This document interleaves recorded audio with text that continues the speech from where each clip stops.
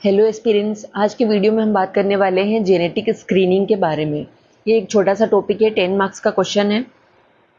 ये एंथ्रोपोलॉजी के paper 1 unit 9.4 का टॉपिक है। जेनेटिक स्क्रीनिंग क्या होती है ये समझ लेते हैं। तो जेनेटिक का मतलब क्या है? डीएनए या फिर क्रोमोजोम्स। तो जीन, डीएनए या फिर क्रोमोजोम को एनालाइज करना कि उनमें कोई चेंजेस तो नहीं हुए हैं और उस पर्टिकुलर इंडिविजुअल में कोई जेनेटिक डिजीज का रिस्क तो नहीं है। तो एक तरीके से ये एक हेल्थ केयर मेथड है जहाँ पे पता लगाया जाता है कि किसी इंडिविजुअल में या फिर किसी पॉपुलेशन में कोई जेनेटिक डिजीज का रिस्क तो नहीं है। टाइप्स ऑफ जेनेटिक स्क्रीनिंग, सबसे फर्स्ट है कैरियर स्क्रीनिंग, सेकंड है प्रीनेटल स्क्रीनिंग, थर्ड है newborn screening and the fourth one is predictive and risk assessment screening. One by one इनको समझ लेते हैं। कैरियर स्क्रीनिंग क्या होती है? बिफोर और ड्यूरिंग प्रेगनेंसी, प्रेगनेंसी के दौरान जो पेरेंट्स है वो ये जेनेटिक स्क्रीनिंग करवाते हैं, ये पता लगाने के लिए कि वो लोग कोई जेनेटिक डिजीज तो कैरी नहीं कर रहे हैं। सेकंड है प्री नेटल स्क्रीनिंग। तो प्रेगनेंसी के दौरान क्या होता है कि जो बच्चा है, माँ के गर्भ में जो बच्चा है, उसकी जेनेटिक स्क्रीनिंग करवाई जाती है, प्री नेटल स्क्रीनिंग, कि उसमें कोई जेनेटिक डिजीज का रिस्क तो नहीं है। थर्ड है new born screening.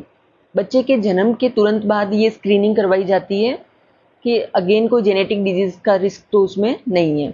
And the fourth one is predictive and risk assessment screening. ये पॉपुलेशन या फिर ग्रुप लेवल पे होती है to detect the genetic disorders. अब देख लेते हैं कि मैकेनिज्म क्या है। ये जो जेनेटिक स्क्रीनिंग है इसका प्रोसेस क्या है। तो इसका फर्स्ट स्टेप होता है सैंपल कलेक्शन। जिस भी इंडिविजुअल को या फिर किसी को भी जेनेटिक स्क्रीनिंग करवानी है तो सबसे पहले तो उसका सैंपल कलेक्ट किया जाता है। जैसे कि सैंपल के तौर पे लिया जाता है, ब्लड ली जा सकती है, स्किन, सलाइवा या फिर हेयर। सेकंड है लेबोरेटरी आइसोलेशन। इसमें जो टेक्नीशियंस हैं वो उस सैंपल में से डीएनए को एक्सट्रैक्ट करते हैं। एंड द थर्ड स्टेप है जेनेटिक स्क्रीनिंग का मोलिकुलर एनालिसिस। तो यहाँ पे क्या होता है कि मॉडर्न टेक्नोलॉजीज का यूज़ किया जाता है, जैसे कि पीसीआर हो गई, पॉलीमरेज चेन रिएक्शन, या फिर माइक्रो एरे टेक्नोलॉजीज का यूज़ करके ये पता लगाया जाता है कि जो डीएनए उन्होंने एक्सट्रैक्ट किया है उसमें कोई चेंजेस तो नहीं हुए हैं। फोर्थ है रिस्क रिपोर्टिंग। इसमें क्या होता है कि जो सर्टिफाइड लेबोरेटरीज है वो रिजल्ट देती है कि जो जो भी इंडिविजुअल है उसने जेनेटिक स्क्रीनिंग करवाई है तो उसका रिजल्ट क्या है, पॉजिटिव है या फिर नेगेटिव है।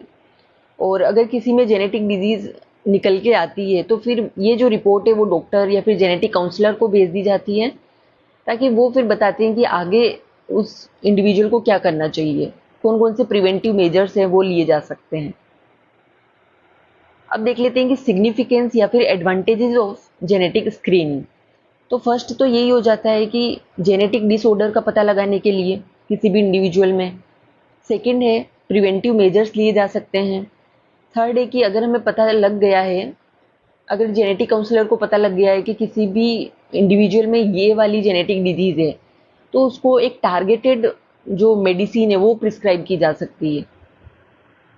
फोर्थ है कि अगर पेरेंट्स को पता पहले से ही लग जाएगा कि उसके जो बच्चा है, उसका जो बच्चा होने वाला है उसमें कोई एक पर्टिकुलर जेनेटिक डिजीज है, तो पहले से ही वो लोग प्रिपेयर्ड रहेंगे और कुछ प्रिवेंटिव मेजर्स भी ले सकते हैं। फिफ्थ है कि हमारे पास एक डेटा होगा एक पर्टिकुलर पॉपुलेशन का, और उसकी वजह से क्या होगी, अवेयरनेस बढ़ेगी कि हाँ हमें जेनेटिक स्क्रीनिंग करवानी चाहिए बिफोर प्रेगनेंसी, आफ्टर प्रेगनेंसी, जो भी है। तो हर तरीके की जो जेनेटिक स्क्रीनिंग है वो हमें करवानी चाहिए। आप देख सकते हो कि इंडिया में इतना ज़्यादा जेनेटिक स्क्रीनिंग का जो अवेयरनेस है वो नहीं है। लिमिटेशंस, फर्स्ट है कि जेनेटिक स्क्रीनिंग जो है वो इंडिया में क्या है, बहुत ही ज़्यादा एक्सपेंसिव है। एक्सपेंसिव क्यों है? क्योंकि हमारी जो डिपेंडेंसी है वो यूरोपियन जो जेनेटिक काउंसलर्स या जेनेटिक स्पेशलिस्ट हैं उन पे बहुत ज़्यादा है। थर्ड है कि हमारे पास जो अपना लेक ऑफ लोकलाइज्ड डेटा, कि हमारे पास जो इंडियन का डेटा उतना अवेलेबल नहीं है, क्योंकि बहुत ही कम लोग जेनेटिक स्क्रीनिंग करवाते हैं क्योंकि बहुत ही ज़्यादा एक्सपेंसिव होती है। तो एक जो डेटा होना चाहिए वो नहीं है। फोर्थ है कि हमारे पास जो जेनेटिक स्पेशलिस्ट हैं और जो जेनेटिक काउंसलर्स हैं उनकी कमी है। फिफ्थ है लो पब्लिक अवेयरनेस। और सिक्स्थ लिमिटेशन है इंडिया में स्टिग्मा एंड मेरिटल इम्प्लीकेशंस, कि अगर प्रीनेटल स्क्रीनिंग करवाई और या फिर जेनेटिक स्क्रीनिंग करवाई और ऐसा पता लग गया कि मदर में कोई जेनेटिक डिजीज़ है, तो उसको एक स्टिग्मा की तरह लिया जाता है और हो सकता है कि इस वजह से उनकी जो मैरिज है वो भी कहीं ना कहीं उस पर इफेक्ट पड़ सकता है। अब देख लेते हैं कंक्लूजन। तो हमें क्या करना चाहिए कि जीनोम इंडिया प्रोजेक्ट हो गया, इस तरीके के जो इनिशिएटिव है इनको एक्सपांड करने की ज़रूरत है, इनको और अच्छे से इम्प्लीमेंट करने की ज़रूरत है। और सर्टिफाइड जो जेनेटिक काउंसलर्स हैं इनका नंबर बढ़ाने की ज़रूरत है, क्योंकि हमारी पॉपुलेशन के मुकाबले अगर अपन जेनेटिक काउंसलर्स को देखें, जेनेटिक स्पेशलिस्ट को देखें, तो वो बहुत ही कम है। तो इनका नंबर जो है वो बढ़ाने की ज़रूरत है, तभी जेनेटिक स्क्रीनिंग जो है वो हम मेन स्ट्रीम जो इंडियन हेल्थ केयर है उसमें इंटीग्रेट कर पाएंगे। तो आज का हमारा जो टॉपिक था जेनेटिक स्क्रीनिंग का वो होता है कंप्लीट। मिलते हैं नेक्स्ट वीडियो में। जय हिंद, जय भारत।